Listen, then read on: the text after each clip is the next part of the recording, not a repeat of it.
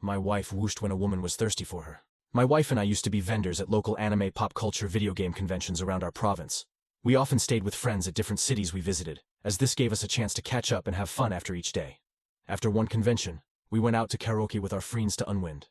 It was a small local dive bar, where most of the patrons were regulars and new singers for karaoke are cheered heartily. My wife was in her late 30s and, despite my insistence of her beauty, starting to feel a little self-conscious about her looks and age.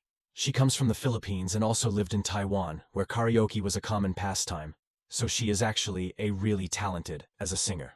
She sang a song or two to the cheers of the crowd, and one woman bought her a drink as congratulations for a wonderful song. Later, that same woman asked my wife to duet a couple of songs. My wife was so happy that someone other than just close friends wanted to hear her sing, and was so supportive. The woman eventually joined our table and sat beside my wife opposite me, and chatted up my wife for the rest of the night. Soon, when we're all ready to leave, the woman asks if my wife is staying with friends or needs a room seeing as we are from out of town. Hint, hint. My wife says we already booked a place to stay, but thanks anyways, and maybe we can do karaoke again soon because it was so fun.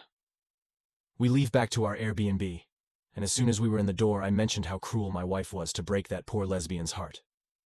Huh, what do you mean? She was just being friendly. I laid it out to my wife that the woman bought drinks, sang duets, then sat beside her, and was touchy-feely for the rest of the evening. She was hitting on my wife all night, and my wife was oblivious. I watched as all the pieces finally started to fall into place in my wife's mind. OMG! What? Why didn't you tell me sooner? My wife was both hilariously embarrassed and flattered that another woman was attracted to her in such a way. To this day I still tease her about the one that got away.